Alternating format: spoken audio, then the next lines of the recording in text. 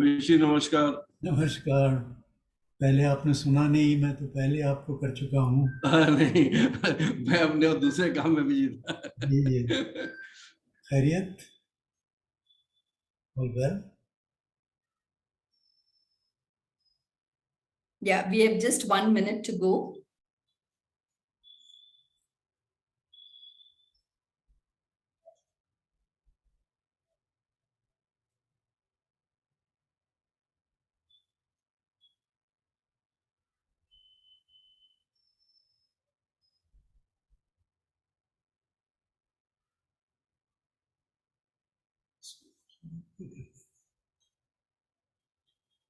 Yeah, it's 11.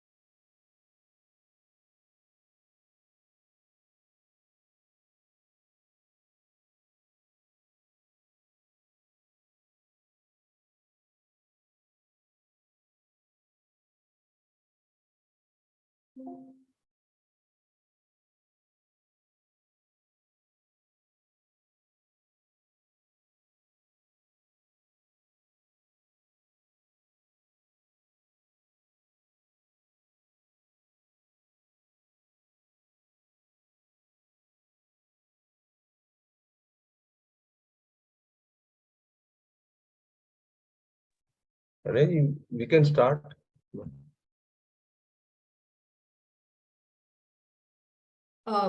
Good morning, everyone, and good evening to our overseas speakers and participants. Welcome to today's webinar on business ethics and integrity at the workplace. I am Sayona Philip, Chair of the Ethics and Quality Committee of Consulting Engineers Association of India, or CEAI. I would like to briefly introduce today's topic. Ethical conduct relates to oneself at a personal level, and at an organizational level, it relates to an organization's own procedures with respect to its employees and stakeholders, while rendering services to customers. It necessitates compliance to ethical business practices and attributes like transparency, integrity, trustworthiness, accountability, adherence to quality, safety, timelines, codes and standards, contractual commitments, etc. With the increased focus on business integrity and ethics by regulators and clients, CEAI believes it all starts with instilling values of ethics and integrity in the workforce at the workplace. For us in the consulting industry, it is our duty to ensure that these values are best imbibed by young engineers when they get inducted and start their careers. For today's webinar, we will have some eminent speakers throw light on various aspects related to this very interesting topic from their perspective. We look forward to your active participation in the interaction that would follow. With that, I would like to invite Mr. R.S. Sharma, President CEAI, to give his opening remarks. A few words about Mr. Sharma. Mr. R.S. Sharma did his graduation in civil engineering and post-graduation in structures from the University of Delhi. He worked in the Ministry of Roads and Highways from 1972 to 2006 in various capacities. This included a deputation as General Manager, Chief General Manager to NHAI from 1997 to 2003. He was the first full-time secretary as Secretary General of the Indian Roads Congress during the period 2003 to 2006 and was responsible for the development of a number of codes and the organization of a number of workshops, national and international seminars. After taking voluntary retirement from government service as chief engineer in November 2006, he has been working in the consultancy sector. A life member of CEAI, he has been a member of the Governing Council for over 12 years and its treasurer for 8 years. In recognition of his outstanding contribution to the highway sector, he was honored with a Lifetime Achievement Award by the Indian Roads Congress in the year 2022. Mr. Sharma, I invite you to give your opening address.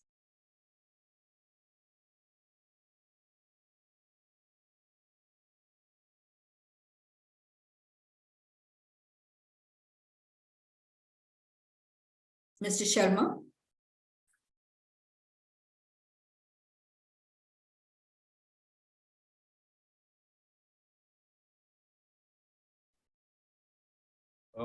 Thank you, Saina ji.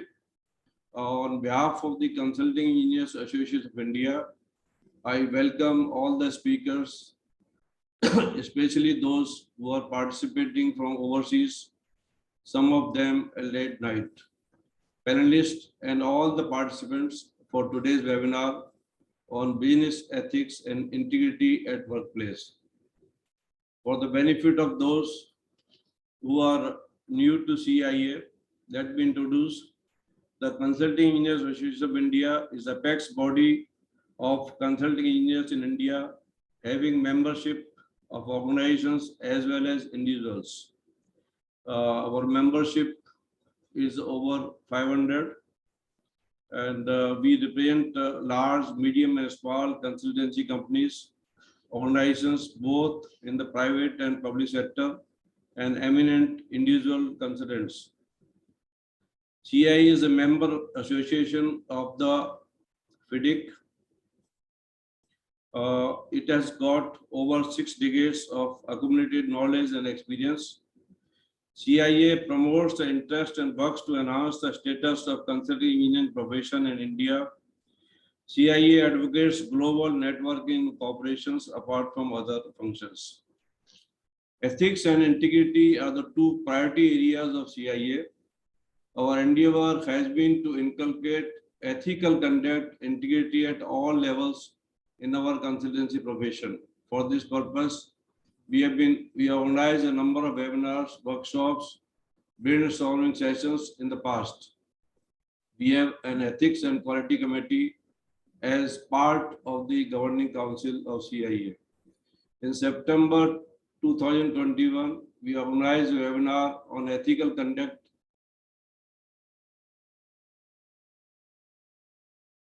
Mute हो गए गलती से sir, mute हो गए. Sorry. In September 2021, we organized a webinar on ethical conduct in engineering consultancy practice. In June last year, a webinar on ethics and integrity, stepping stones to success and sustainability was held. We had eminent national and international speakers who were experts in the respective domain. This webinar is a continuation of our effort to achieve our objective to cleanse the system and develop a society with high moral and ethical values. I hope the deliberations will be useful to all of us. For today's seminar, Mrs. Soina Philip, the current chairperson of the CIA Ethics and Quality Committee, would be the moderator and will be conducting the proceedings. A brief about Soina ji. Soina Philip has done a bachelor's in civil engineering from IIT Madras and master's from IIT Bangkok. She has over 30 years of experience in the infrastructure sector and had large water supply and environmental projects for metropolitan cities. She was principal member of the BIS Section Committee CED 24. She headed business operations in Delhi and was business head for the emerging market segments in TCE. She has been an ethics counselor for over 10 years. She is the most suitable person for conducting this webinar. Now I give the charge to her.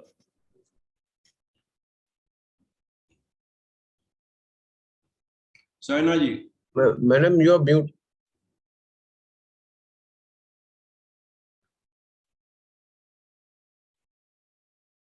Sorry. Thank you very much, Mr. Sharma, for your perspective. You have also spoken a bit about CEI. It is for the information of all those who are not familiar with CEI. Now we will start the webinar. It is going to start with a keynote address. It is my privilege to introduce our eminent keynote speaker for the day, Mr. Craig Lee Martin. The theme of his address is Ethics and Integrity in the Workplace. Culture is the key. Thank you, Mr. Martin, for joining us at this late hour. A few words about Mr. Martin. Mr. Martin did his MBA executive program from the University of Denver, Colorado, and BA Civil Engineering from the University of Kansas, Lawrence.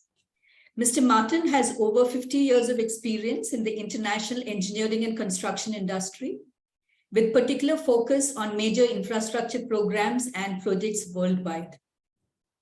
Mr. Martin retired as the president and CEO of Jacobs Engineering Group in December 2014.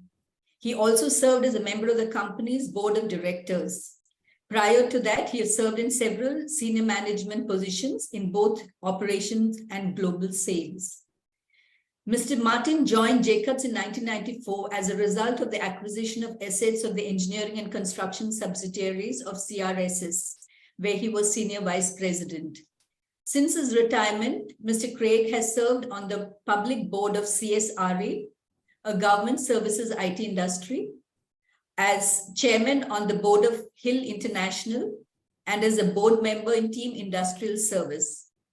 He is currently on the board of Terracon Consultants. Mr. Martin is a leadership fellow of the National Association of Corporate Directors and acts as chairman of a not-for-profit company, Yarlung Records.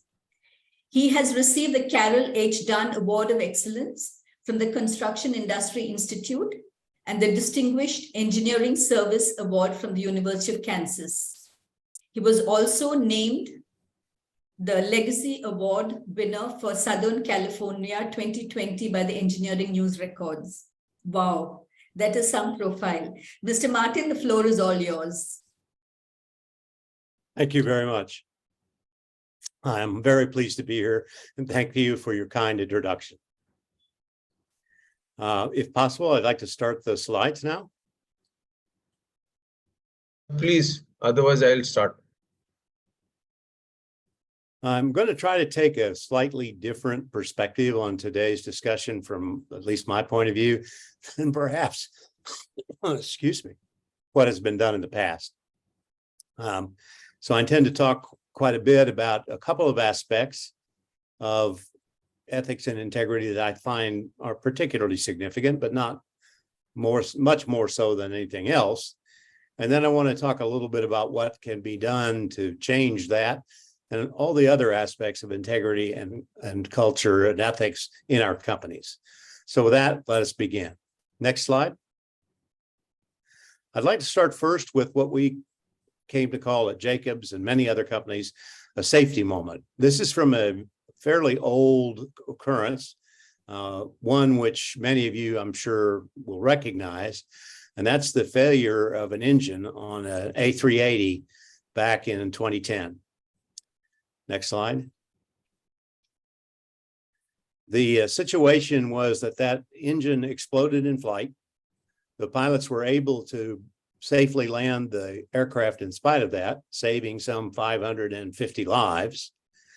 And there was a really in-depth explanation or examination of why that happened. And here's what they learned. there was a line in the engine that had a counterbore. That counterbore was misaligned. As a result, it was too thin, and wall sections of that counterbore couldn't stand the pressure, cracked, sprayed oil over the inside of the combustion turbine, and that resulted in an uncontained explosion that destroyed the engine. Next slide. The research that was done was interesting to me in that it says something about a concern all of us should have about our companies and their cultures. The A380 was a big bet for Airbus, and Rolls-Royce, who had had a weak performance and poor margin, was chosen the engine supplier. So they were very, very motivated to get these engines done and out. This problem with the wall thickness was well known on the manufacturing floor, but not notified to higher ups. And the people on the manufacturing floor gave this reason for why. Experience had taught staff that their managers would do nothing, even if notified. Very significant for us when we think about ethics and integrity. Interesting enough, the nonconformance was discovered by Rolls-Royce engineers. They didn't raise the alarms and approved the nonconformance improperly. And the policy was never noticed, the defect was never noticed to the chief engineer or the business quality director. Next slide. Here's what else they had to say.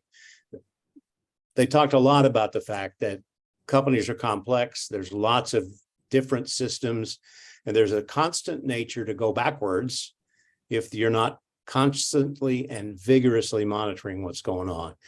If your culture does not continuously drive proper ethical behavior, you end up with outcomes like this one.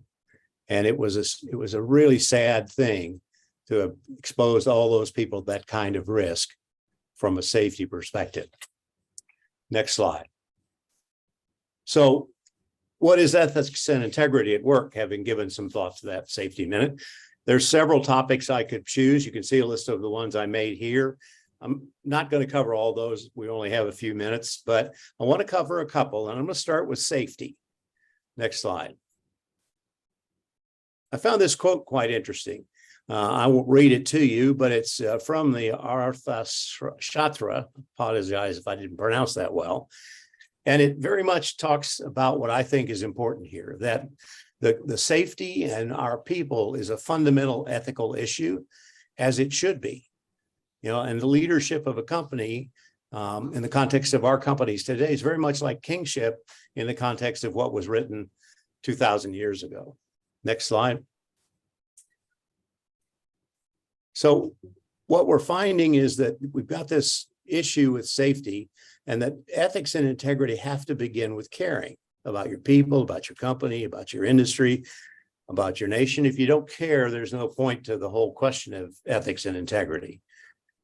But if you start with people, can you be unsafe and ethical? And I rather think not. Next slide.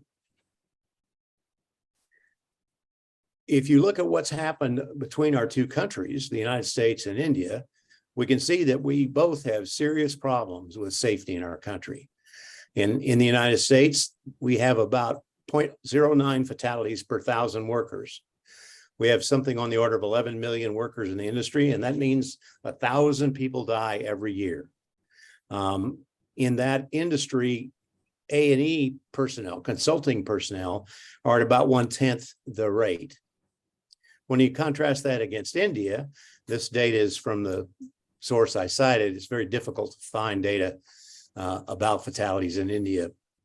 But the best data I could find shows 31.31 fatalities per 1,000 workers, 53,500,000 workers roughly. And that means there's about 16,850 fatalities, somewhere between 11,000 and 22,000 is the range. I think that's telling in terms of the opportunity we have to focus on the safety of our people and building a culture around their safety that keeps them from joining this group. I was unable to find any data on the injury rate or the fatality rate for consulting engineers, but I have to presume that it's not better than the US.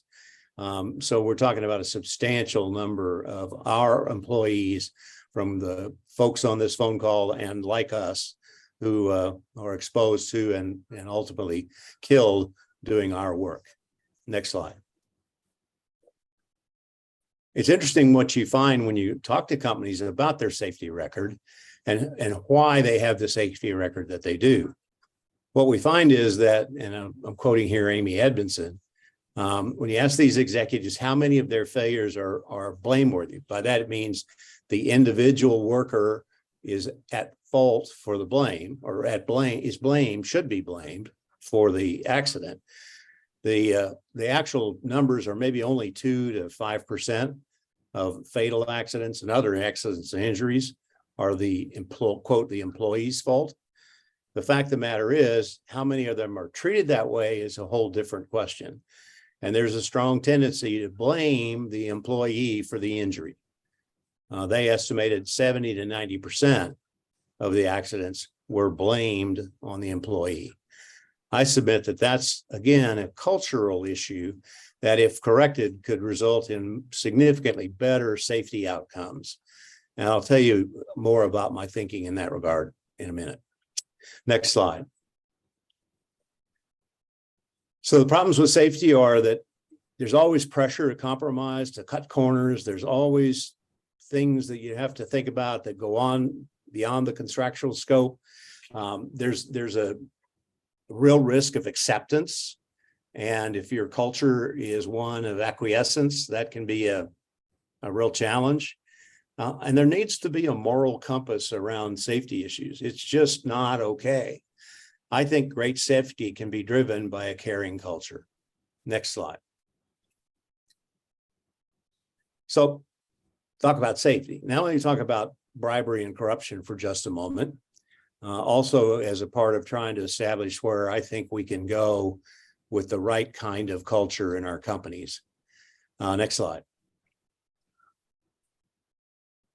So most of you are familiar, I'm sure, with Transparency International. They just create a corruption perceptions index. And you can see by the colors for the countries how they are perceived to be performing in that regard, from light yellow being very well to dark red being very poorly. Next slide. The data was from Transparency International. It's generally about the perception of the public sector. It's clearly not just a third world problem. If you look at US scores, the score is 69. That puts us 24th in the world. And that is significantly worse than 10 years ago, where score was 73 and we were 19th in the world. That has a lot to do with some of the issues that have arisen in the US around what's called play to pay or pay to play, where there are indirect forms of corruption in order to win or retain work. And then certainly there are all these Hunter Biden style stories going around. Interestingly, India compares in some ways favorably, even though its score is 40, considerably worse, and it's 85th overall. The good news is that it's significantly better than it was 10 years ago, as it's risen from, the score's risen from 36 to 40 and from 90th to 85th. Next slide. But a number of India's neighbors are doing better. China at 65th, Malaysia at 61st, Vietnam at 77th, all indications of the fact that improving performance is not only doable, but almost compellingly necessary. Next slide. So how do you eliminate bribery and corruption? Well, my argument again is you have to create this culture that cares about the company, its reputation, cares about the company's relationships. And in fact, it's a culture that's learned to say no, that's been told just to say no. I can tell you from my personal experience with our Indian operations, when I was in charge of Jacobs, we had about 5,500 people in India on our team. We found, to our delight, honestly, that when we told our people no, they knew we meant no, and they believed that we meant no, and they stopped accepting requests for bribes. They rejected them out of hand without review. We had no significant corruption, at least that I know about, in our company from the very beginning, because the team was very willing to accept that culture that said, we just don't do this. So next slide. So I'm not going to talk about the rest of the things on the list. I've got presentations I've made for all these things, but I really want to ask the question, what do we do? Next slide. Well, the first thing I think is there's got to be a good code of ethics in our company. The CEAI has an excellent code of ethics. I'm not going to read the whole thing to you. That's just sort of the first page. If you go to the next page, I've excerpted a few of the key things from the code. I think there's a lot of strength in the CEAI code, and I admire those of you who are both signed and committed to doing it and then doing an excellent job of doing that. Next slide. So what do you do, right? How do you as a company, perhaps you haven't adopted the CEAI code or any other, how do you get your company to be what we all collectively know it could be? Well, first off, if you haven't, you need a code. You need to adopt a code like the CEAI one. And then you need the leadership commitment that says, we're doing this, we're going to model the behaviors, and we're going to encourage this kind of behavior, this caring-based decision-making that drives our company. We're going to communicate effectively. People are going to know what we think. That's got to be done through all kinds of channels. And honestly, people have to be bombarded with communications about how important this is. One of the keys to success in building and implementing a code and a culture of caring is communicate, communicate, communicate. And then all the other things we often think of, training and so on, is always there. Next slide. You need a mechanism for people to report misbehavior. You know, a classic whistleblowing mechanism is something that can help, particularly again, when I talk more about a culture of caring and what you can do in that regard. And I encourage any of you who don't have one to set up a whistleblowing mechanism. Reward the winners, the people who show that care, who behave ethically and show high integrity, need to be recognized and rewarded. Next slide. You need to work on your supply chain. Demand of them what you demand of your company. And you need to monitor what's going on so you know whether you have problems and if you're being successful. Next slide. So kind of a wind up here. If you're not doing all this already, please do it. It matters. As it said in the write-up for this very seminar, business integrity is strongly correlated with financial performance. The two go together. If you are doing all this, all the things that have been listed above, the kinds of things that the CEAI code calls for, there's still more opportunity. A caring culture, a culture of caring, can make huge differences in performance in every regard. Next slide. A culture of caring is not spontaneous, right? You, as the leaders, have to decide that this is who we are. We are going to be a caring company. You have to behave that way personally. You have to require that of your people. You have to positively reinforce that behavior over and over and over and over. And you need to take the blame game. Who's responsible? Whose fault is it? That needs to disappear from your vocabulary. What will happen if you build this culture? Next slide, please. You will get dramatically improved safety. Jacobs improved their safety once we started implementing these kinds of behavior requirements and our culture of caring. We actually called it culture of caring. We dramatically improved our safety by a factor of 4. Our productivity improved significantly. Our project outcomes, we got jobs done sooner, cheaper, faster, everything that our customer would like. And we did so with the highest regard for the right principles and turning what our customers were trying to achieve. The culture created much easier hiring and much better retention. People discovered this was a great place to live, work. They came to work here, and then they stayed because it turned out to be exactly what we said it was. And we had better compliance, so you're thinking of the ethics and integrity aspects. A culture of caring just won't let you breach good ethical and integral behavior. And there are just many, many more. So that's really as much as I intended for this keynote. It's something I am passionate about. And if there are questions in the Q&A session, I'll be glad to discuss these further. I'm always reminded of the John Kenneth Galbraith quote, which I've edited a bit here. Faced with the choice of changing, building a culture of caring, or proving you don't need to, most people get busy on the proof. I encourage you not to be those most people. Thank you.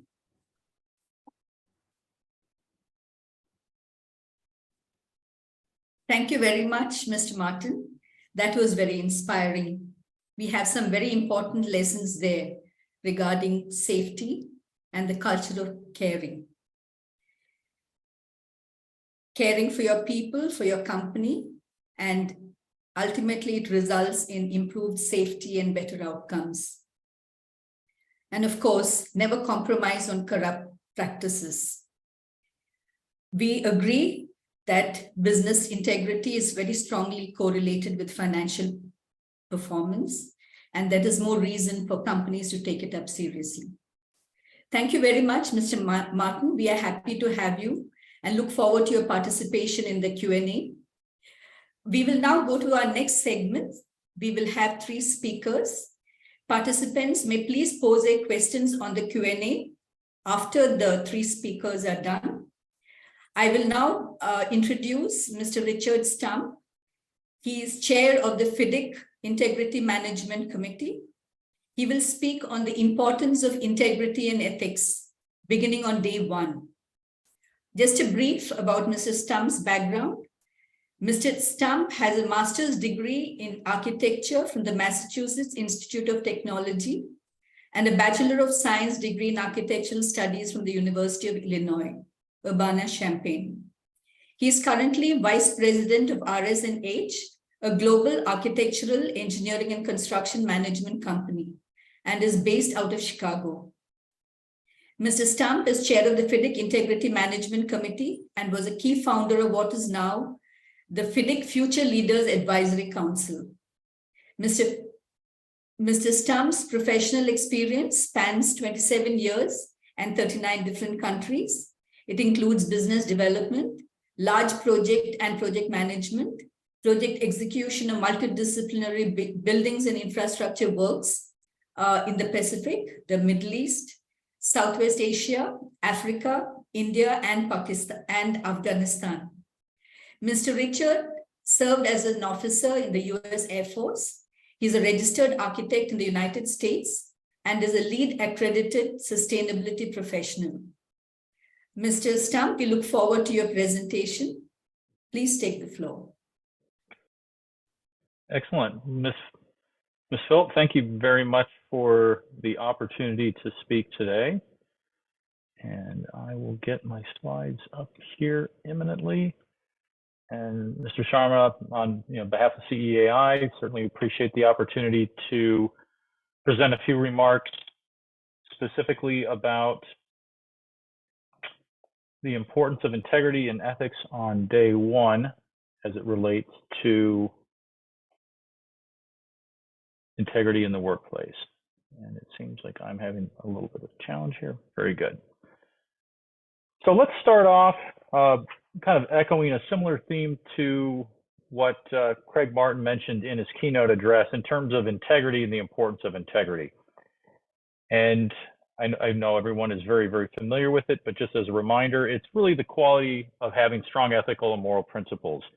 One of the things that Craig mentioned that, due to the fact that there are so many different aspects of integrity that one could talk about, he didn't talk about lying, cheating, and stealing. But I can tell you that when I was a young officer in the Air Force and as a cadet, one of the credos that we were required to really internalize was the notion of I will not lie, cheat, nor steal, nor will I tolerate anyone who does. In that I will not tolerate anyone who does, I think is an incredibly important part of the whole notion, because it's not about just how you act, but it's about the fact that kind of along the lines of creating a culture of caring, that I care enough about how other people act that I'm going to work on behalf of the organization for its success and to maintain the integrity of that organization. So from the standpoint of FIDIC and integrity management, we have a number of committees within FIDIC, and my responsibility is to chair the Integrity Management Committee. So we advocate ethical integrity across the consulting engineering sector. And to echo what Craig mentioned in his keynote, the code of conduct is a bedrock piece of functioning with integrity in the business environment. And Craig certainly knows, as the former CEO of Jacobs, the CEO leads the charge. He or she is fully responsible for setting the tone, setting the standard of integrity, and how it plays across the entire organization and all the people who are part of it. And most specifically, the people that you bring into it, who from day one become part of the organization, and they get an opportunity to understand what the organization stands for, and sometimes what it doesn't stand for. So there is a very, very strong business case for integrity. And I'm going to cite an Ernst & Young global fraud survey, as well as an Ethisphere and a list of the world's most ethical companies, that both of these, the surveys are taken every year, and their results are very important. In addition to the fact that people look at a company and determine, how they feel the company acts in the workplace, whether that it has integrity or acts with integrity. Integrity is an important part of talent acquisition and talent retention. So when you are looking to get young people into a consulting engineering or into a construction organization, given the fact that there is a lot of competition for talent, those young engineers are looking at your company even before they make a decision to apply for a job with you. So there's a lot of information out in the workplace, and people see how, again, the tone from the top is kept, what the company stands for, and they make decisions whether they want to join or whether they want to stay. Again, echoing some of Craig's comments, this survey that was completed as part of the Global Integrity Report with 4,500 recipients across 54 countries in the world, the vast majority feel integrity is truly important. And you can see the statistic below that the 132 companies that were named in the world's most ethical companies in 2020, they outperformed similar peer organizations across publicly traded US large cap companies by a significant margin, more than 14% over a 5-year sustained period. So the facts are there. Acting with integrity in the business workplace, regardless of your sector, results in profitability, results in strong brand identity in the market, and results in people recognizing the value of working within your company and staying. So I want to talk a little bit about roles that each of us are responsible for within our company, from day one when we start as young professionals all the way up to the top, to the CEO and the board of directors. And again, it's about promoting that value-based integrity and that ethical skill set that will serve you well across your career. So I want to start at the very top of the pyramid, the tone from the top. This is something where, again, the CEO has to lead by example and sets the standard across the entire company. Messaging is critical. As Craig said, communicate, communicate, communicate. There needs to be evidence. And then when there is a problem, swift action needs to be taken. So there needs to be a system that allows for that action to be taken and for people in the company to know that action was taken. And then finally, the CEO and leadership team need to allocate resources, positions, and responsibilities to make sure that the organization holds itself accountable. Because if it's just a lot of words and there's no resources to back it up, people see that, they remember that, and they might not act the way you want them to. Part of the challenge with tone from the top actually goes back to one of the points that Craig made, which is communication. So out of the Global Integrity Report that was published at the end of last year, 6 in 10 board members said that there was frequent communication about the importance of integrity. and only 3 in 10 employees actually remember hearing it. So I can't say enough in terms of reinforcing what Craig said. It's not just enough to say it once. You have to say it over and over again, and to really inculcate it into your staff at all levels of the company. So now let's move to the senior management and middle management of the firm. These are the individuals who are going to be responsible for making sure that the direction from leadership is properly stated, it's repeated, and it's modeled. Now, the pull for the future leadership of the firm comes from this group, for them to really walk the walk of leadership with integrity and demonstrating ethical behavior. In addition, as you get lower in the management structure, they're the ones who are dealing directly with new members of the firm. So they have the biggest opportunity to influence their behavior as you bring on those new members from day one. And they have the opportunity and the responsibility to demonstrate how the code of conduct actually works in practice. Like I said before with the notion of communication, there's a business challenge here. So a few things that came out of that global integrity report. Unfortunately, almost half of the respondents who were senior managers said that they knew people in an organization who would sacrifice integrity for short-term financial gain. A second troubling statement, 4 in 10 of the board members feel that if you are at a high level in an organization, or if you're a high performer, you can act unethically and nothing may be done about it. And the last one, which is incredibly troubling to me and should be troubling to all of us, is that more than 1 in 10 board recipients or board respondents to the survey admitted they would either take a bribe or give one. So first of all, that tells us that there's more people who would actually do it. And secondly, that flies completely in the face of what Craig talked about and I've talked about how important integrity is to the firm's performance, how it's perceived in the workplace, and its financial performance. So there's a lot of work to be done.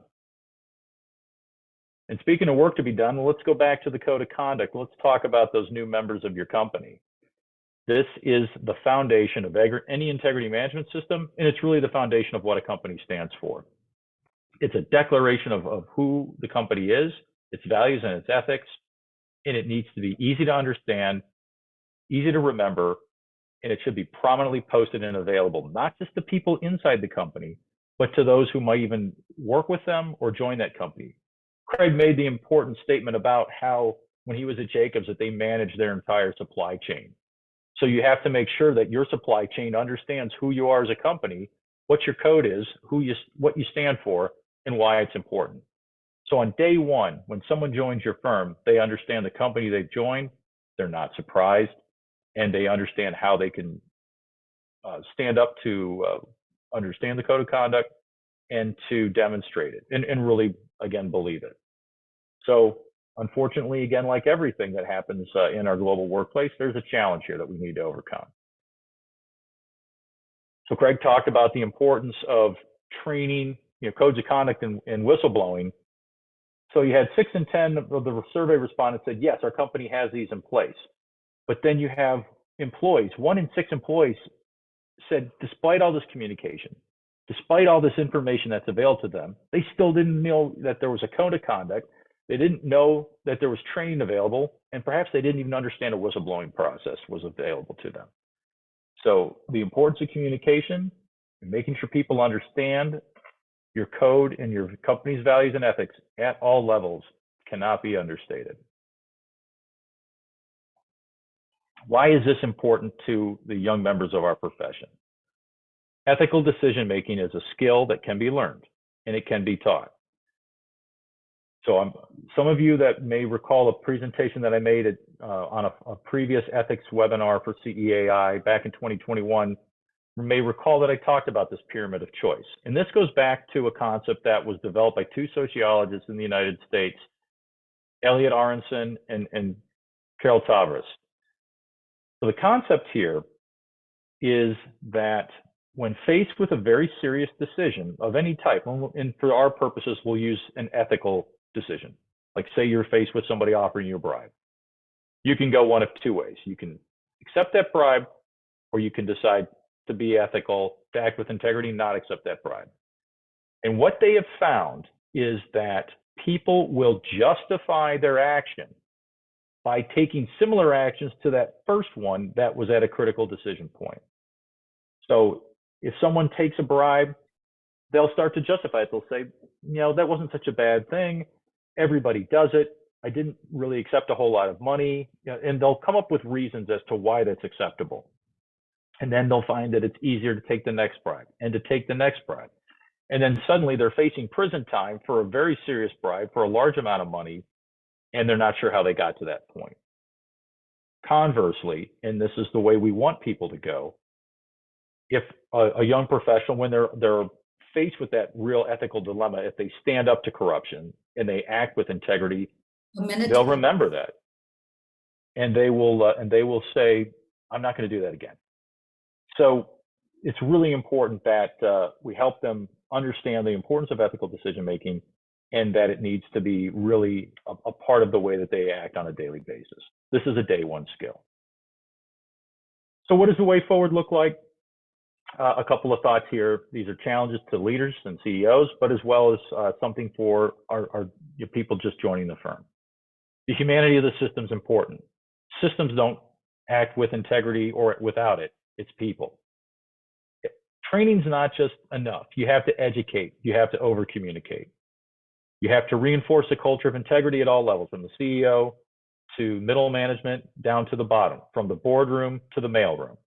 And then finally, when you are a new member of a company, you should demand that your leaders act with integrity, that they fulfill their commitments, and they act responsibly, and again, that they walk the walk, that they talk in that code of conduct. So with that, Ms. Phillip, thank you for the opportunity to make a few remarks again on the importance of integrity across all levels of the company. Thank you very much, Mr. Starr.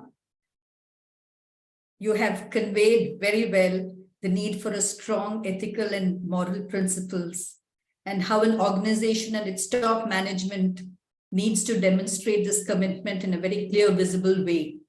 In short, lead by example to show the path forward to our young engineers. We also have the example of Mr. Craig Martin himself, who has been such a successful leader in the consulting industry. Thank you very much. I would now like to move on to the Indian perspective.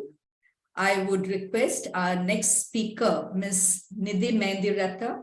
She is the CHRO and Head Ethics and CSR for Tata Consulting Engineers. The topic for her talk will be creating and sustaining an ethical workplace culture. A bit about her background. Ms. Nidhi Mendiratha did her master's in human resource management at MS University, Vadodara, after her commerce degree at the same university. She has more than 21 years of experience in human resources. She is CHRO and Head of Ethics and Corporate Social Responsibility at Tata Consulting Engineers. Before joining TCE, Nidhi has shouldered various managerial and leadership responsibilities across industries in consulting and technology. She has incubated, implemented, and validated many of the latest trends in people management. She has engendered and driven forward thinking HR initiatives that has set a high bar for human capital in the EPC landscape. Her strengths lie in areas such as HR strategy, performance management, competency frameworks, employee engagement, talent management, and understanding the needs of local communities and the corporate social responsibility. Ms. Mendiratha, the floor is yours.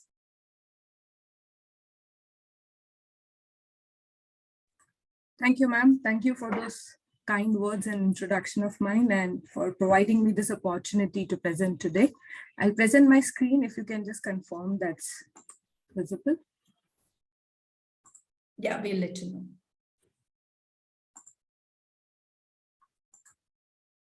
In slide mode, please. Yeah.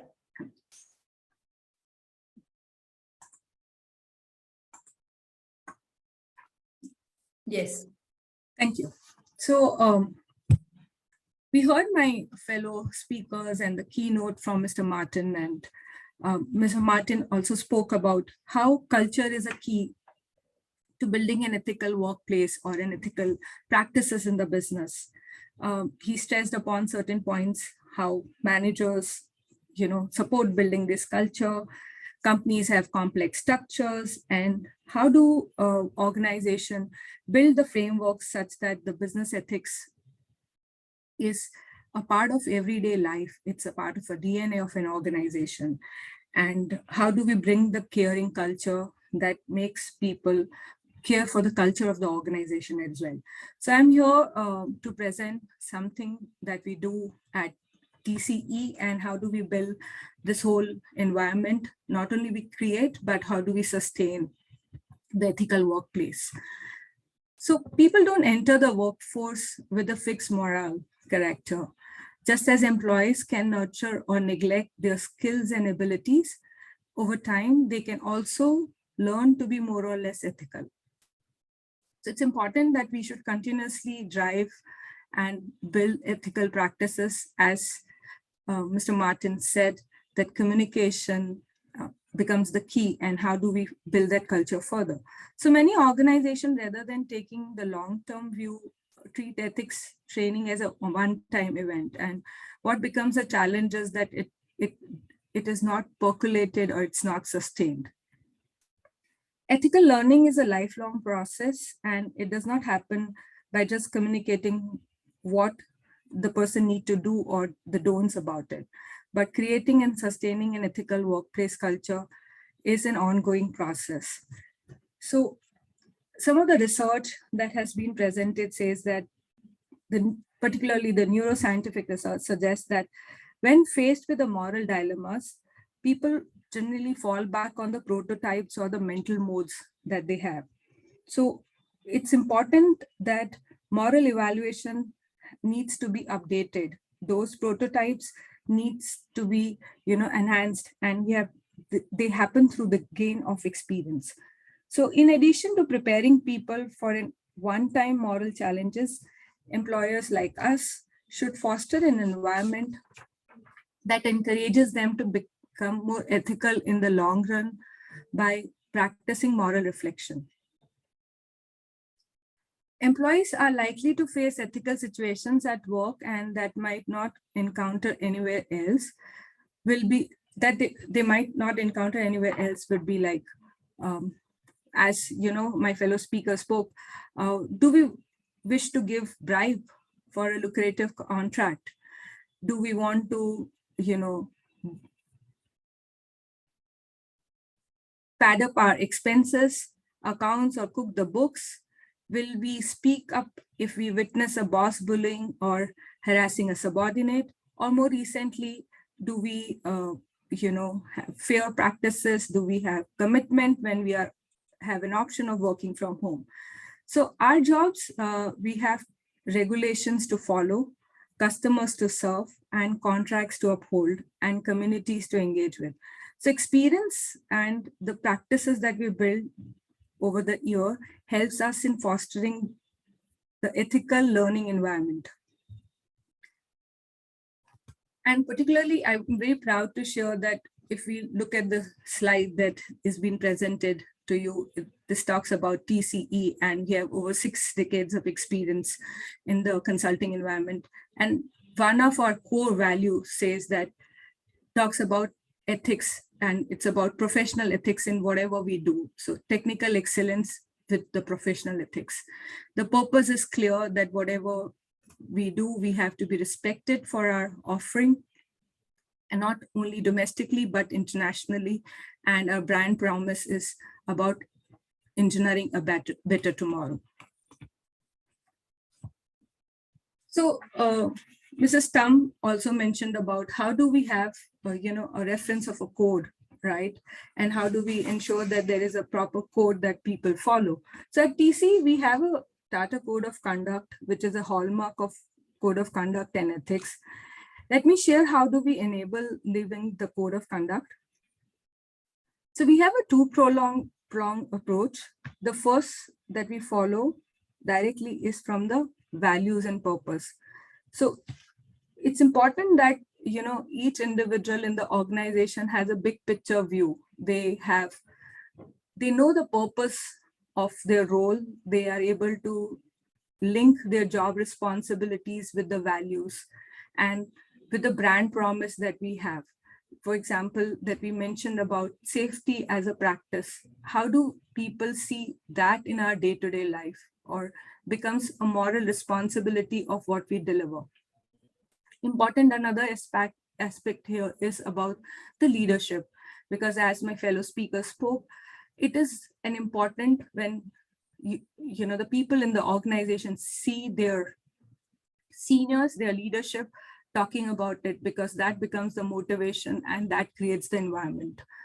And most importantly, their direct connect point, which is a role model done by the managers. So the immediate managers have to be really someone who should be talking about the ethical practices, should be solving the dilemmas that people have. The other aspect of living the code is how do we normalize the whole process and the decision making that people have. I'm sure every organization in the business will acknowledge the fact that there are points where people have conflict of thoughts and dilemma. Do we normalize it in our organization where people can openly talk about it, can discuss that, and do they have clarity of what is to be done? And this is something that we strongly follow at TCE. We have a framework, we have different platforms that people can use, can engage with the leadership or the ethics counselors where they can connect with. Another important element over here is also that how do we just not talk it about in the events, but we keep on reinforcing. And, Mr. Martin also spoke about how do we reinforce this behavior through rewards, right? Through talking about it at right platforms, through talking about it at multiple occasions. So reinforcement about a right ethical culture or the purpose that stands for, that the organization stands for. And to do this, do we have a right culture? Do we have right, Mr. Stump talked about, do we have right resources allocated for it? And how do we create those channels where people can seek help or can get more clarity? To this, I have an important slide, and I think this will give some takeaway to the, to the fellow, participants that we have today. It's to the participants present today. This is a framework that we adopted TCE, and it has the three important pillars, which we call them as engage, establish, and encourage. So the engagement is about making people aware, making people know what is right and what is wrong in the organization. It is about creating effective systems that design and prompts people or give them clarity in terms of how the ethics has to be followed. So we have various training programs that we continually offer to our employees. We do a lot of, we have an internal social media platform where we have people who talk about their ethical dilemmas, and there are blogs written by many fellow colleagues. We use internal social media extensively to communicate on this subject. We also have regular communication through ethical nuggets. So I will show in my few slides some of the examples. So we have case studies that we talk about. We share, we have a lot of gamification that we use to build awareness about the subject. You have a minute more, Nidhi. Yeah. Sure, ma'am. So, and most importantly, we have the strong compliance framework. We have a committee which is being taken care by the LECs and the POSH committee members. We regularly talk about the subject in our mission statements, slogans. We have leadership promise. So that's how we create an engaging environment on the subject. The other aspect that I want to talk about is establishing a right framework. So it is important that we have a framework which focuses on the right decision making and how do we create the ethical conduct. And the three aspects here is, how do you build a diverse perspective? An organization like us who has three multi-generational workforce spread geographically, we have done projects in more than 63 countries. So how do we have a framework, or how do we encourage diverse perspectives? How do we have inbuilt systems which makes ethical decision making as a way of life? So, how do we bring these aspects into working? So we have various activities that we do around that. And most importantly, we just don't limit it to our employees and the leadership, but how do we engage with our stakeholders? The customer connect, the due diligence frameworks. We have a supplier code of conduct, third-party assessments that we do. So it's about the whole ecosystem that gets covered in the right decision making. And most importantly, the third aspect, which is how do you encourage and reinforce. So reinforce and reward through a pro-social behavior. We have internal communities that help us drive this. How do we also focus on not only just delivering the internal ethical framework, but what we do for the larger society? How do we work, build projects which are more sustainable, conscious about community? We have an affirmative action program where we take care of our larger community. And how do we also, build accountability and review what we are doing regularly? That's it. So I hope this framework helps. And one more slide that I would like to share here is that this is a small glimpse of a platform that we have created internally. And since we have a very geographically diverse presence of workforce, so we decided to unify their experience on ethical culture by way of digitizing a platform, which is what we call as Ethos. So this is a platform which helps individual to know what's happening, new learning, awareness. They can on this, through an e-platform, they can raise their concern, talk about their dilemmas. And this has really helped us do a communication well. Thank you, everyone. Thank you for patiently hearing me. And back to you, ma'am. Thank you, Ms. Mendiratha. Yeah, I'm sorry if I cut you short, but I think we can, take care of it during the Q&A. Mr. Many, is Mr. Nautiyal back on? Yeah, join. Okay. I could manage the technology, taking Wi-Fi hotspot. So yeah, thank you. Thank you, Ms. Nidhi. You have briefed us and explained quite lucidly how training and systems and processes are an important part of ensuring how the values of ethics and integrity are imbibed. Now we'll go to our next speaker, Mr. Himanshu Nautiyal. The topic for his presentation is AD to the power 2, AR to the power 5 framework. I hope I'm saying that right. A brief about his background. Mr. Himanshu Nautiyal is an industrial engineer from IIT Roorkee and PGD from ICFAI. He has 36 years of leadership experience across functions and industries in Hindustan Unilever and Aditya Birla Group, which includes 7 years as unit head and 4 years as PLN head for startup. In Aditya Birla, he was head of the WCM, Business Excellence and Sustainability for chemicals, etc. He a trainer on behavioral-based safety by DuPont. He has trained more than 1,500 resources with 380 officers with direct certification from DuPont. He implemented and supported behavioral-based transformation in many large units. He's on the National Safety Council panel of experts for BBS and also a quality champion for NTPC. A TPM instructor, Six Sigma Black Belt, and certified associate value analysis specialist for value engineering. He's a senior assessor for both CII Sustainability and CII Axim Business Excellence Award. He's also an assessor for CII Greenco rating system and has led CII assessments of many large organizations. Mr. Nautiyal, we are pleased to have you with us. Please go ahead with your presentation. Thanks a lot. Thanks for your introduction, and I am glad that I could manage just in time. That is what we say with technology alternate. So without taking much time, I'll start sharing my screen to all of you. And it was really very interesting to hear both Craig and Tom talking about the importance of ethics, and also how organizations are trying at the same time, what kind of challenges are being faced. So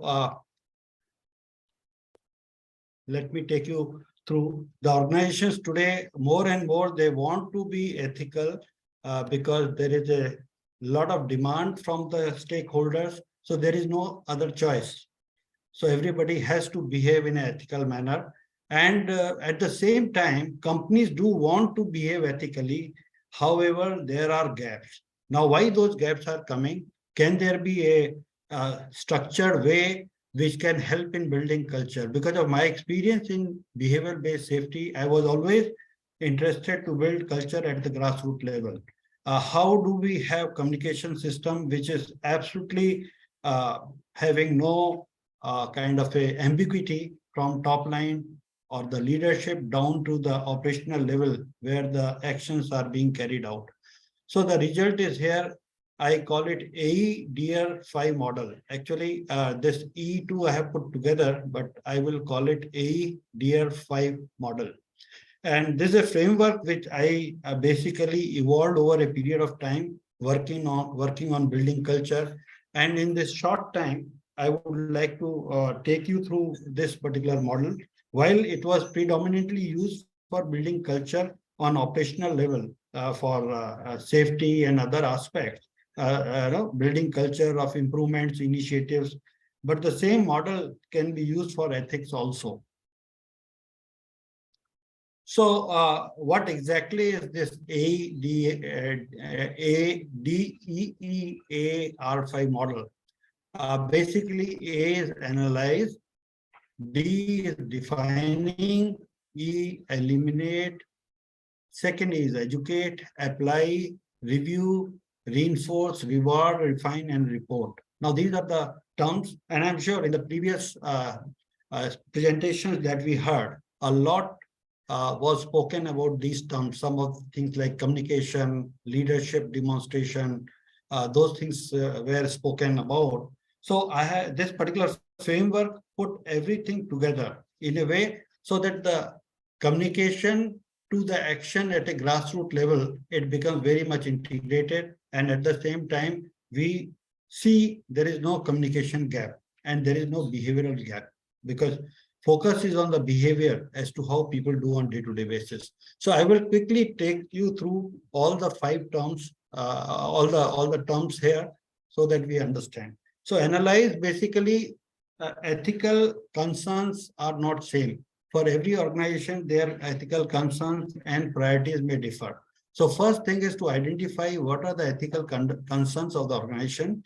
We have to kind of understand our ethical landscape, which means what have been the past ethical issues in the organization, what has been, and a lot of leadership workshops can be carried out here so that we understand from the leadership perspective, what do they mean by ethics? Because ethics for an organization which is into, let us say, construction, can be what they are promising to their various stakeholders. Are they delivering it the way they should be delivering it, the way they have promised it, and the way the different stakeholders' requirements are being addressed?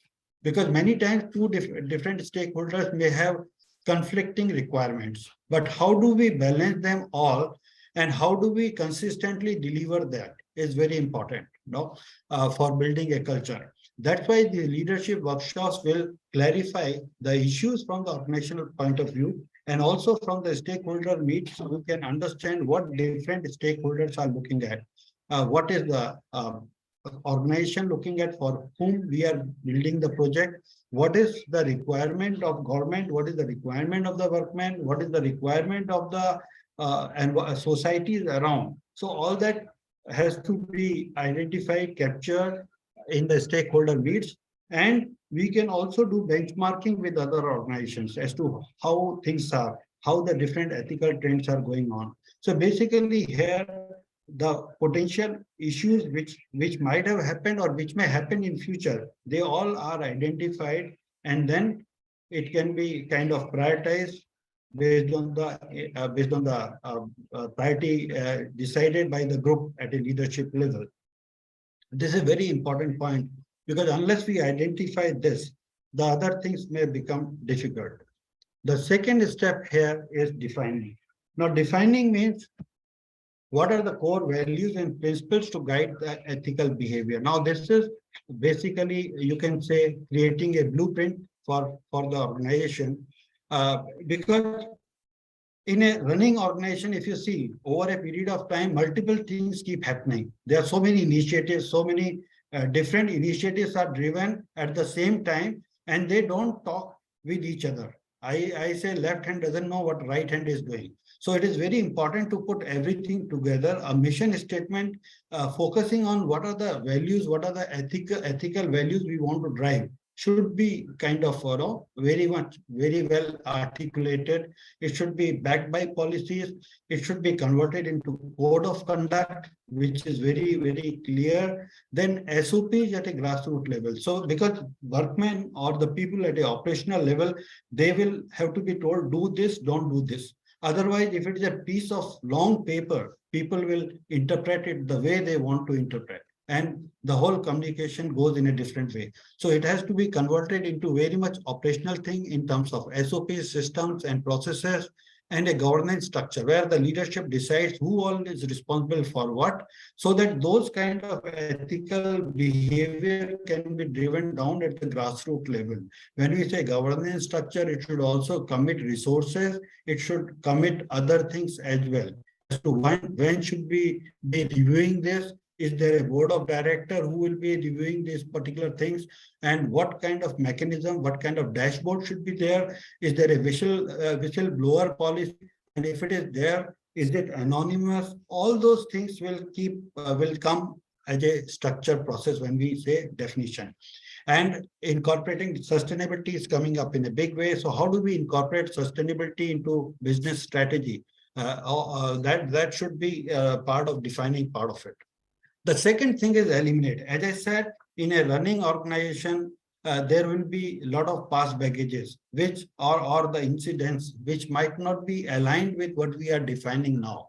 So we need to review the existing policies, SOPs, systems, etc., and try to see what all can be removed. If it is not in alignment, or if it is something which is hurting, those things should be removed, so that what we are left with is a clear, defined things which needs to be implemented. And that is where the next step comes, is educating. And people before, like Craig said, communicate.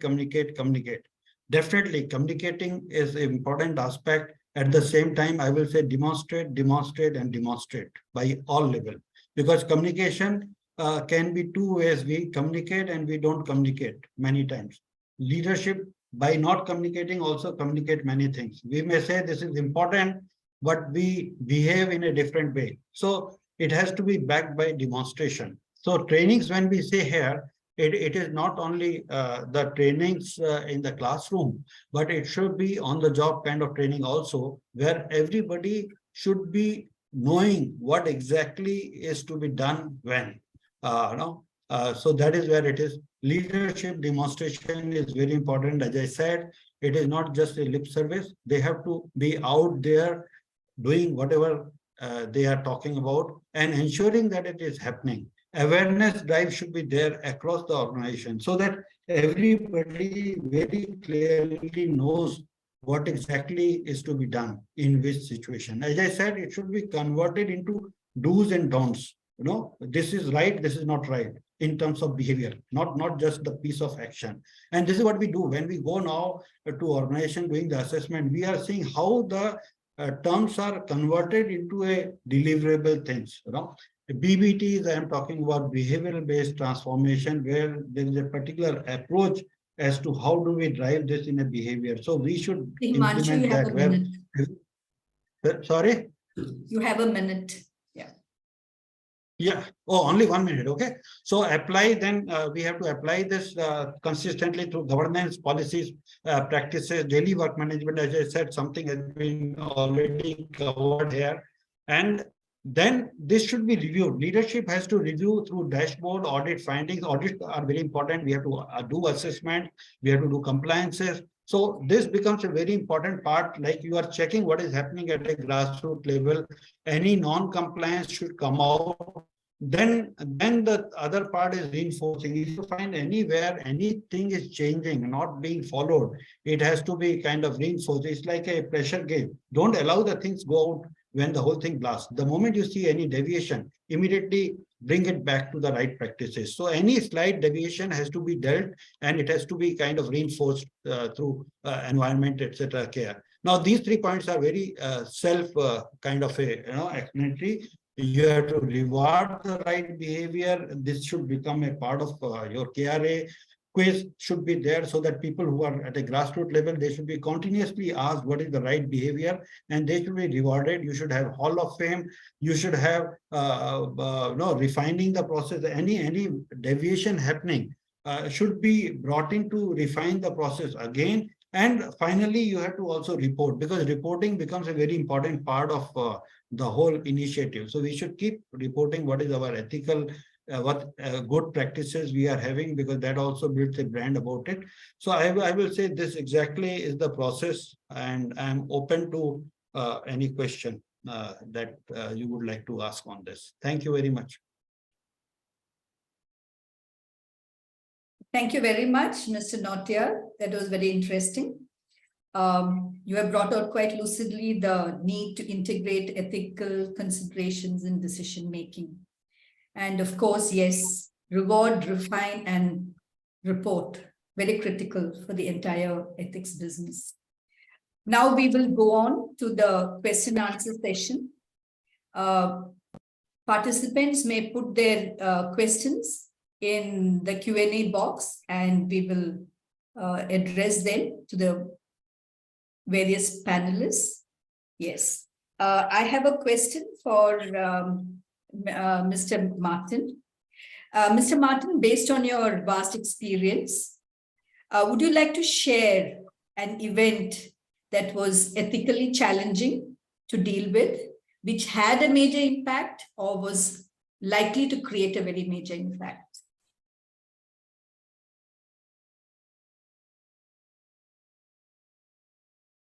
Trying to think of a good example of this. I'm going to talk about a very small example of 2 young people in the organization who had been involved in a project process where they obtained some information that they didn't think they should have had. And there was a major procurement involved. The possession of this information, actually several people involved, I shouldn't say 1 or 2. Possession of this information would have compromised the selection process. And our people called the selection official and said, we've been given this data that is inappropriate, and we think we should withdraw from the contest, the procurement, because it's not, you can't rectify it, and you'd have to start a new procurement, and we don't want you to have to do that. So we withdraw unless you feel it differently. And the customer said, as you'd expect in these situations, particularly in the public sector, yes, we would appreciate it if you would withdraw so we can complete our procurement. I think that shows the kind of ethics that we were trying to build. I doubt that anyone would have known had they not said that they had this data. But I think the consequences of that were both, I got to tell that story to people all over the world as a way of reinforcing our culture, which I think is hugely valuable. They did the right thing, and we earned the respect of the procurement agency and the customer in ways that we could never have done otherwise, because they clearly saw us as an ethical, honest company with real integrity. And to me, it's little things like that that can make a very, very large difference in how your firm is perceived, how you behave, and what your employees think is the right thing to do. Does that answer the question? Yeah, that's fine. Thank you. Thank you, Mr. Martin.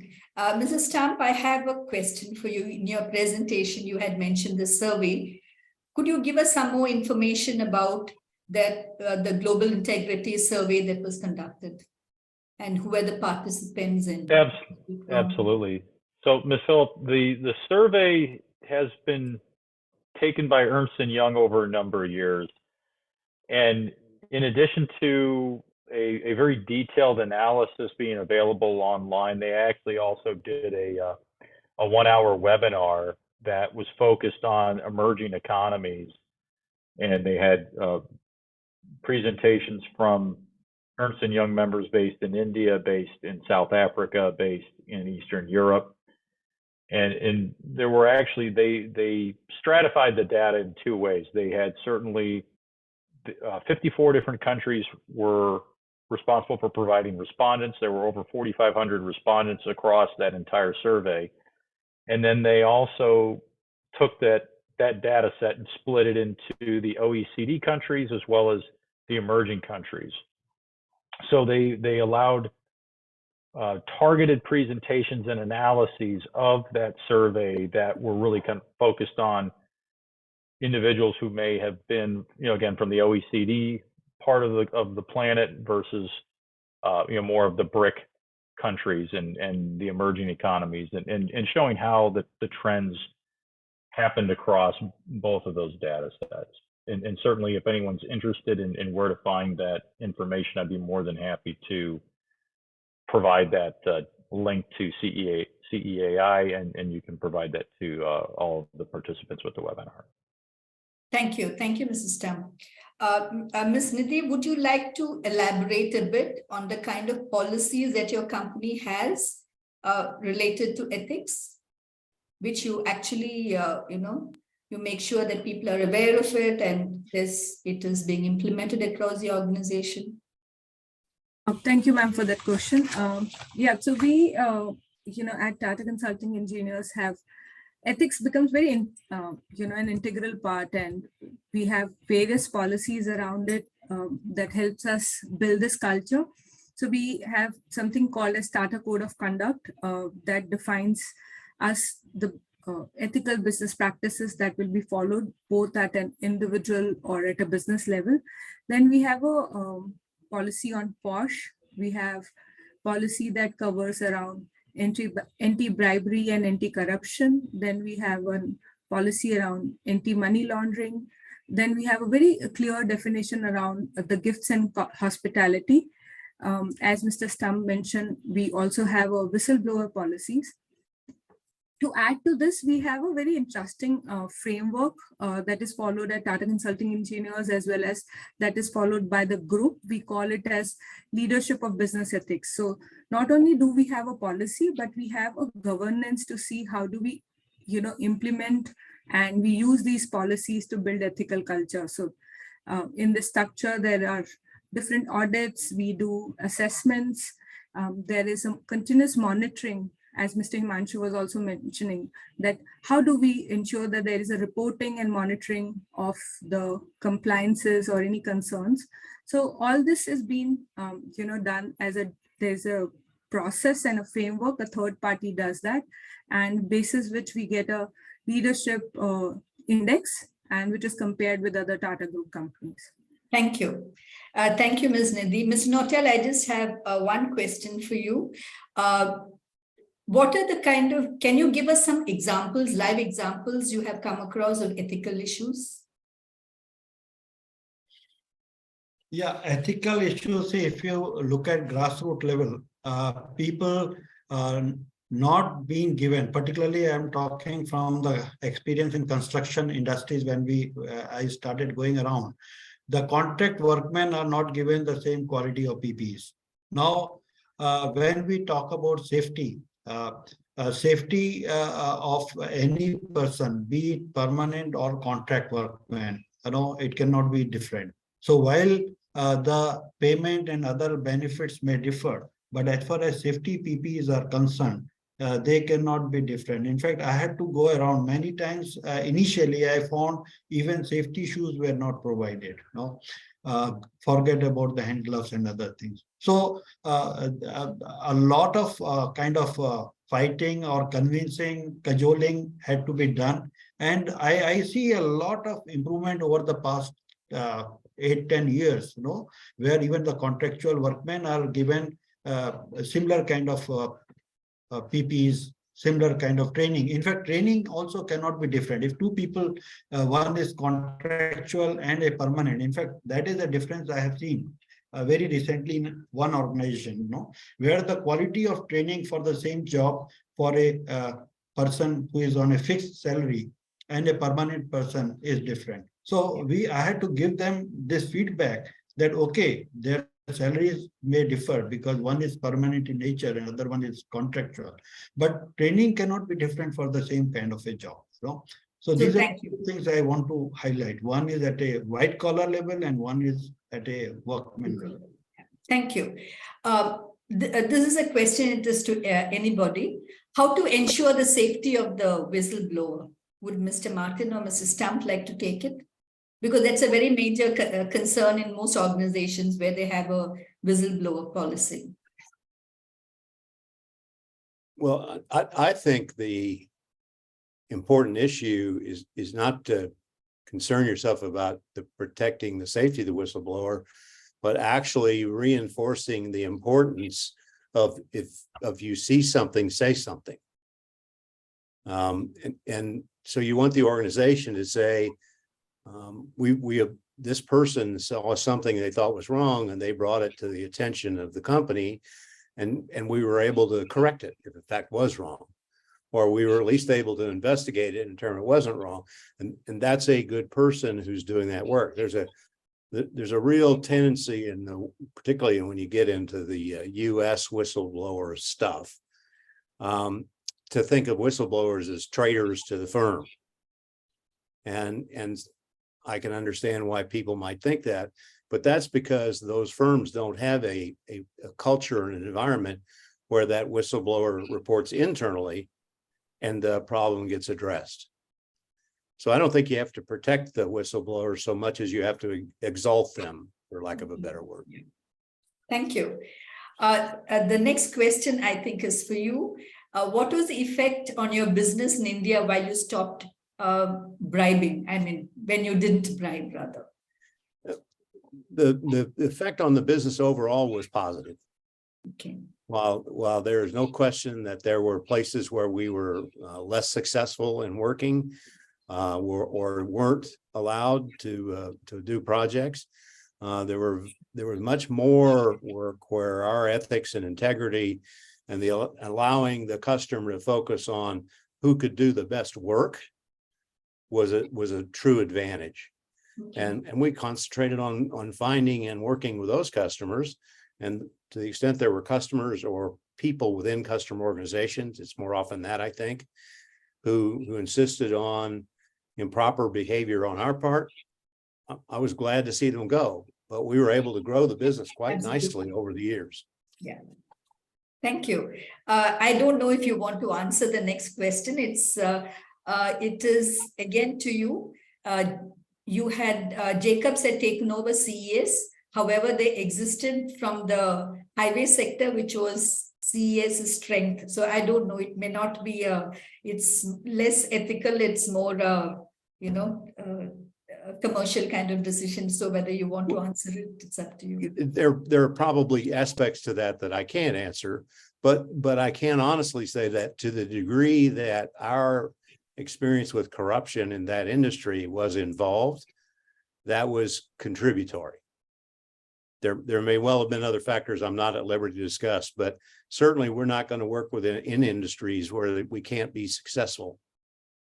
Absolutely. Thank you. Is the concept of conflict of interest issue well understood in the Indian context?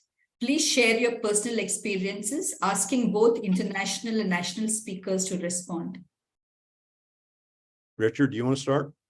I'll take a first response at that. So conflict of interest I'm going to look at this from an integrity management FIDIC perspective internationally, and then we can dig down into the local Indian perspective.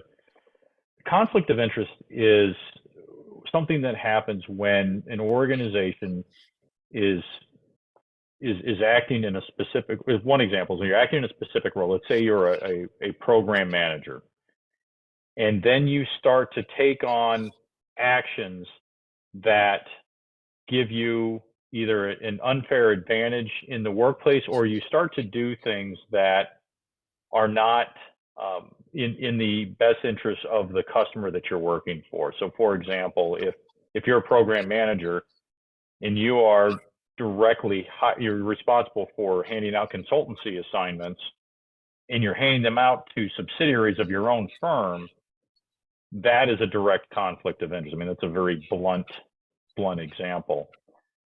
But generally, a consultancy firm is, the intent is to act as a trusted advisor to your customer. So again, working, as Craig has said, with a high level of integrity, demonstrating that level of integrity so that anything that is either a perceived or an actual conflict of interest is something that you would recuse yourself from that situation. So for example, Craig made the example of having information that gives you an advantage in a procurement, or information that would cause you to have an unfair advantage in whatever the situation is.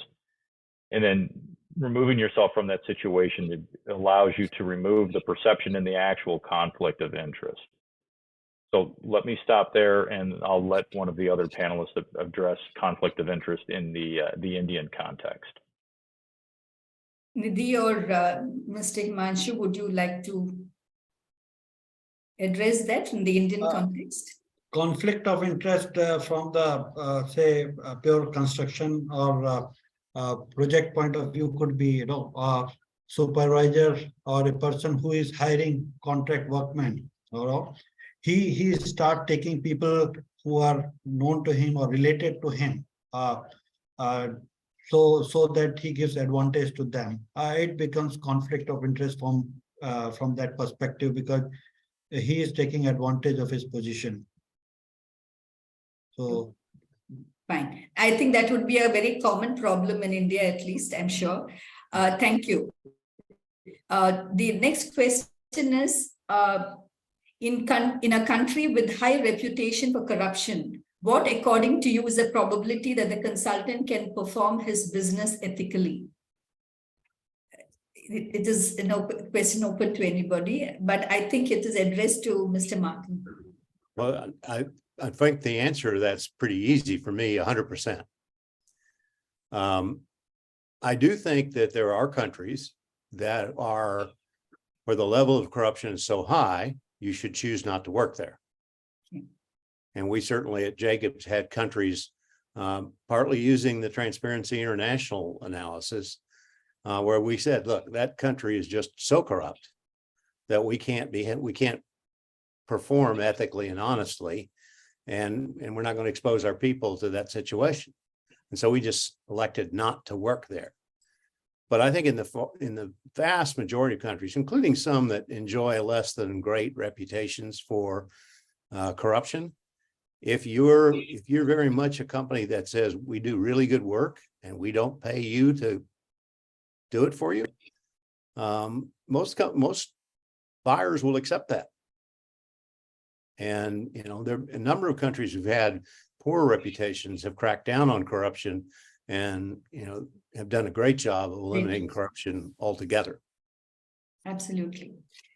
Thank And you. I would like to add here, Yeah, sure. and especially coming from an organization like us, when the brand Tata, it is very important that what is a message that you convey. It is not about the market and the the industry that influence, but if you are very clear with the promise that you have for your customer and end customer, then corruption is not something that is going to come in the business way. The organization can surely perform.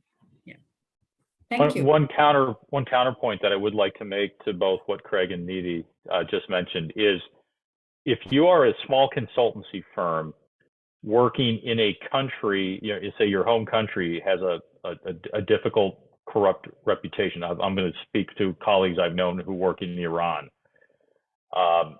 When the FIDIC IMC was working through the development of the FIDIC Integrity Management System, we had a pilot program, and we had firms from South Africa, from Nigeria, from the Netherlands, from Iran involved in that pilot program. And the Iranian firms were probably the most challenged at that time, because they would say, you know, we don't have very good options with our customers because they're all corrupt, or the vast majority of them are corrupt, and it becomes a survival challenge.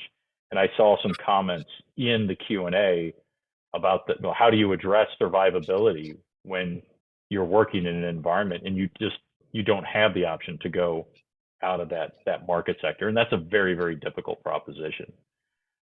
To that point, I would echo everything that Craig and Nidhi have said, that you have to act with the utmost integrity that you can, but recognize that it can be a very difficult road. Yeah, it can be, yes, absolutely. Thank you. Mainly the contractors with their kickback requirements expect us to factor buffers in designs and estimates. Either you honor their requests or lose business. For small enterprises, it becomes too difficult to sustain, and we have lost a lot of business. Losing business is a matter of survival for small enterprises. Who would like to take that? Mr. Nautiyal? Sorry, I was looking at what exactly you said. Survival for the small. For small enterprises who are expected to compromise in their designs and estimates. What do they do? Absolutely. That's where I told what is their organization wants at a leadership level. And I think Nidhi also touched upon, it is how you want to create your brand. If you want to create your brand as a very clean organization, and I can tell with my own experience, if that is the communication which is available down the line and across, I feel people start perceiving you that way, and then they don't bother you. When they come to you, they know that this company is not going to give you a single penny. That should be kind of a brand image if somebody is able to create. Then of course, it is not so simple, because you have to stand firm on your ground. But once you do that, nobody will touch you. In India, if you see in context, Tatas are known for that. Hindustan Unilever, another example where I work.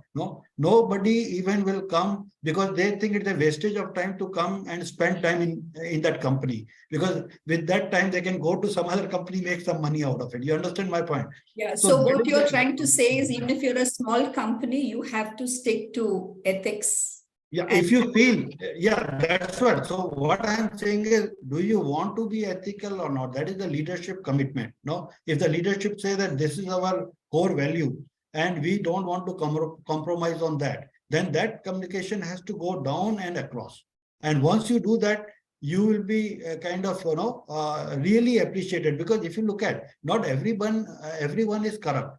At the top level, they want things to happen. It's not that corruption is so much across. It is we become a kind of a channel for that. Thank you. There are things possible. Sure. Yeah. Thank you very much. Ms. Phelps, I would like to. Yeah, absolutely. I want to use a real world example of this, and let's look at Turkey. Let's look at what happened after the great earthquake earlier this year, where there have been investigations that were done across a number of the cities where they had buildings that collapsed, killed a lot of people, and it was found that one of the contributory causes was poor construction, which then also was in part because of improper design. As design professionals, we are charged with protecting health, safety, and welfare of people. And so sometimes it's more than just a question of integrity in terms of how you perform financially. It's in terms of the fact that if you decide to compromise your design and someone dies because you compromised your design or you compromised the way you constructed it, that is a much greater ethical damage that you have done because you have killed somebody at that point. And you would Great have comment. damaged That is your, a Great. huge responsibility. Great comment. yeah. And you lose your brand there. No, that is a bigger loss to your brand rather And than stick you with might it. not survive the disaster Yeah. anyway. It's like this everyday, what was that company in India, no? Union Carbide case. Okay, thank you, Mrs. Tam. Thank you, Mr. Notia. This is from the chairman of Shirish Patel and Associates. They are a very old consulting civil engineering organization. She says, what we have seen is a steady decline in the quality of professional services. QBS method of selection of professional services does not seem to work. Also, the DPR is given to the lowest bidder, and this has resulted in huge cost overruns. I appreciate what Mrs. Stump has said. We need to introspect sincerely. Yes, actually, what the point a lot of the consultants have is because there are some consultants who give the whole community a bad name, they compromise in the quality of their services and they give very low rates. And India, unfortunately, we still have, for government funded projects, we go on least cost basis. So, that affects the quality of the work that is seen. Thank you for the question. Technology is dominating the basic sciences because major professional ethics and standards are getting lowered in general. How to mitigate? That is a slightly vague question. We'll go to the next one. See, one thing I can say just here, reduction in cost everywhere is happening. Innovation is driving cost. So cutting cost doesn't mean you have to cut quality. If you say that I am giving the lowest cost, that means my cost doesn't include pillar, then you are not ethical to your profession. No, every profession has to have, like Stump was talking about the basic design. No, my design is that. And for that, whatever innovative methods you can use to reduce the cost. No, one should drive that. No, every field you look at today, the costs are getting driven down drastically. Look at solar panels. Earlier they used to be very expensive. Today, they are available at such a fraction of cost that they have become a viable solution for normal fossil energy. So same is available. Now you look at 3D printing. 3D printing has made the whole construction very cheap because you don't have to have so many people. So I will say even this industry, which has been quite, I will say, conventional in many ways, particularly when it comes to India. No, so many workmen will be working. We will need to work on innovation, and without compromising the quality. How can I reduce cost? Should be mantra for everybody. Thank you. A thought on the issue of how to mitigate, as technology is beginning to become just an integral part of our society. If you go back to the notion of the code of conduct, and you go back to the notion of the integrity system that is in place in a company, it has to constantly be looked at, evaluated, and adopted to what challenges are facing that company. So for example, we now have artificial intelligence facing us. That is going to result in some ethical challenges to how people are going to do their jobs. So it is incumbent upon the leadership of a company to think about what that means, to go about asking through all levels of the company, is our code of conduct addressing some of these challenges that we're facing? And if it's not, then they need to adopt it in such a manner that it's very clear to all people at all levels of the organization how they're supposed to use this technology, as just one specific example. Yeah, sure. Yeah, thank you, Mrs. Stump. The thoughts were very insightful. However, I have a question for the panelists. How true is it that ethics not only should be bestowed on the employee as a cardinal professional quality, rather for building the culture of ethics in the organization, mitigation should be planned for reasons of dissatisfaction which not always is in monetary terms. Work satisfaction is, to the fullest, might also reduce any unethical behavior. Your comments on that? Mr. Well, Martin, I'll would you like to take it? I'll start. I think this goes to what I was discussing in my prepared remarks. I think the culture of the company has to be one that creates a desire for the employee to be a part of the culture, to be a part of the company, to behave in ways in which the company would value, because those employees value what the company believes in. And so I think if I gave the impression that, ethics and integrity was to be imposed on the employee, I think it's quite the contrary. I think you have to have a culture that is so strong that people choose to become a part of it and choose to behave in ways that culture suggests. So I think that's really the point I was trying to make. Thank you. One more query is there. Not working may not be a feasible choice for small consultants. You had mentioned that, being a bigger consultant, probably you can say, yeah, we don't work with these guys. But what they say is for smaller consultants, that may not be a choice. So that's a comment. Well, let's use an example of one of the firms internationally outside of India who really has set the standard for how to behave ethically, and that's FOA Consultores in Mexico.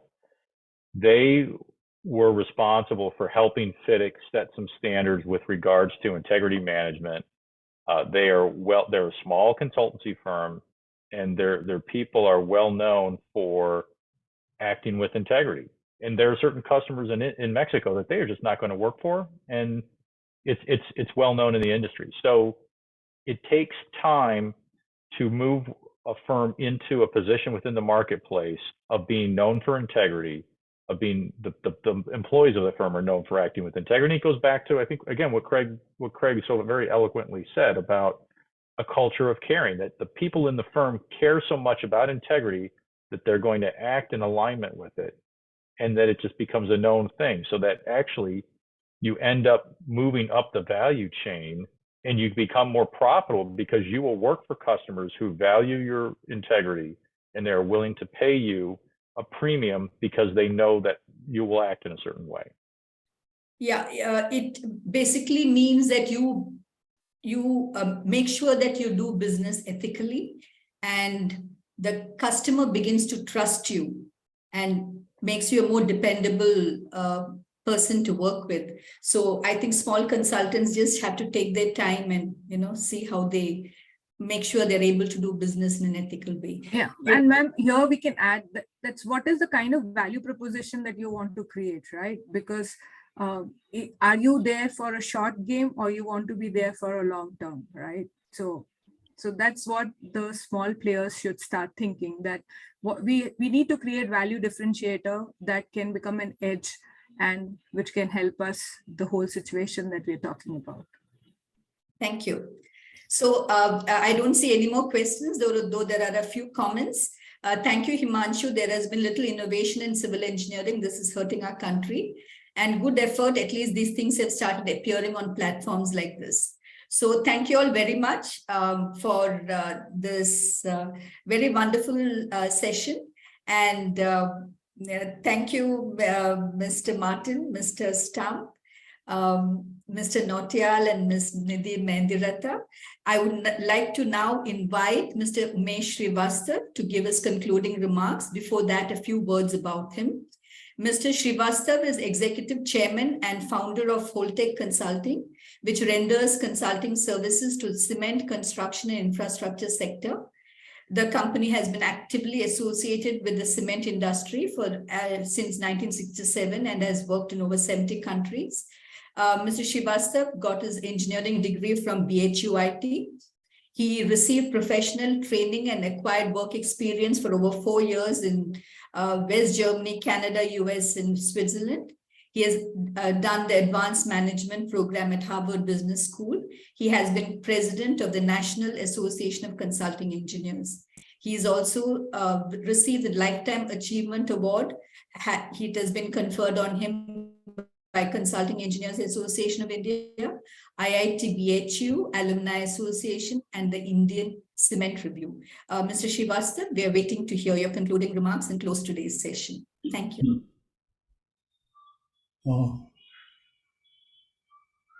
Thanks, Sayona. We have just gone through very enlightening and engaging session on business ethics and integrity at the workplace. Business ethics refers to the set of moral principles and the values that guide the behavior of individuals and organizations in the business world. The theme has always been relevant, but today more so, because there has been a very fast erosion in the moral and the value standards. Starting and practicing the value at workplace, is paramount to any organization. It is said that charity begins at home. Why do we say that? The Oriental culture mentions about lighting the lamp first at home and only then at the temple or elsewhere. The reason? If we ourselves live in darkness, how can we ever expect the world to be lit up?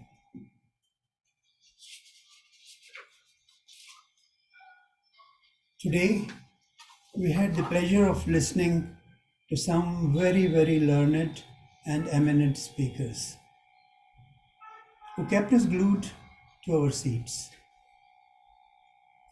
First and foremost, I extend my hearty thanks to our esteemed keynote speaker, Mr. Craig L. Martin, who mesmerized us with his deep knowledge on the subject. His presentation considered true aspects of ethics and integrity at the workplace and placed them in the context of how the company and the people behave or tend to behave. He suggested that in addition to complete and thorough set of codes, policies and procedures, a truly ethical company will have to build a strong culture, build around caring. He made and placed a lot of emphasis on caring culture. Examples of good and bad cultures were cited. The presentation concluded with a call for action to build a culture of caring in one's company. The other speakers, namely Mr. Richard Stump, Ms. Nidhi Mendiratta, and Mr. Himanshu Nautiyal, were very lucid and convincing in their respective presentations. Unfortunately, the time at their disposal was rather short, and we earnestly wished that we could have a little more share of their expertise and experience. As we conclude, I encourage you to please take the insights gained from this morning session and apply them in your personal and professional lives. Finally, I would like to express my heartfelt gratitude in our keynote and all speakers who generously shared their time, expertise, unique perspectives with us today. The contributions have elevated this webinar and made it a truly enriching experience for all involved. Thanks to Consulting Engineers Association, our own association, and for all those who supported the organization for conducting this webinar. And how can we forget about Secretariat and all other support staff whose untiring efforts played a very, very big role in the webinar success. Kindly remember that dealing with ethics and integrity is not a snapshot situation. It is not. Fostering ethics and integrity is an ongoing process that requires commitment from all levels of the organization. By promoting the values, one can create a positive work environment where individuals can learn, they can grow and contribute to the overall success of the organization.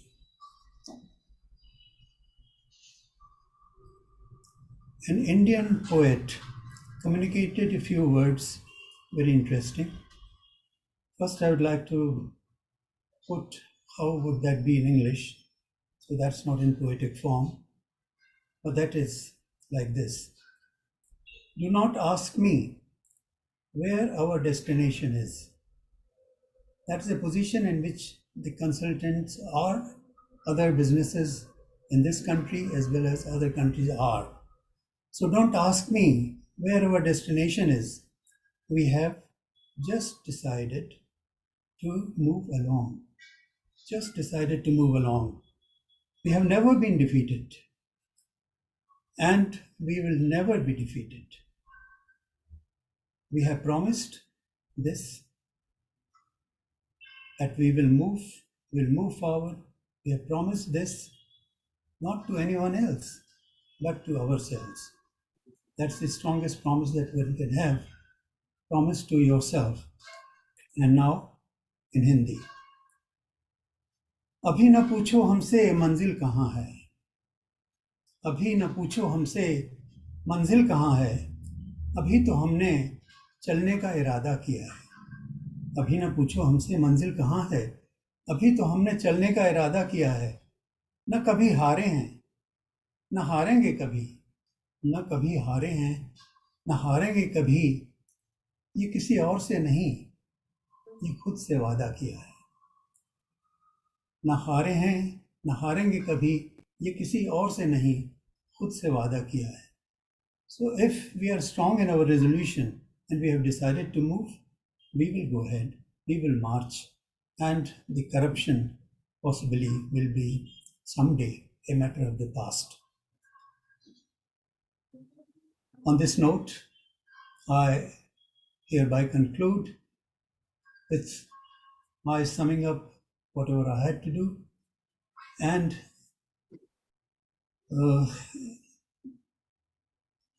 we continue our journey in this particular field and at a fast pace. The learning never ends, so we have to keep on learning, keep exploring, keep innovating, and keep making a difference. Thanks for your kind attention. I now pass on the mic to Sayona for her conclusion. So thank you all very much. Good night, Mr. Martin and Mrs. Stump. I hope you get a good night's sleep. Good night. Thank you. Good day. Thank you very much. Thank you. That was a very engaging webinar. Thank you, everybody. Thank you, everyone. Very Thank nice you all. Thank you very much. attended this Bye. session. Bye-bye. Thank you. It was a great session. Thanks a lot for the opportunity. Bye for now. Thank you.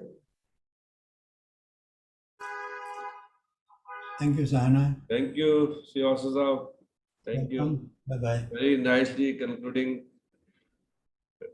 सब थोड़ा सा writing में दे दीजिए लिख के, या manuscript है तो आई थिंक वेरी गुड आपने यूज किया है फ्रेजेस वगैरह. You can print something. शायद हाथ से लिखे हुए थे शायद, है ना? जी हाँ, जर्रा नवाजी के लिए शुक्रिया. आप जो चाहेंगे वो आपको मिल जाएगा. ठीक है, थैंक यू सर.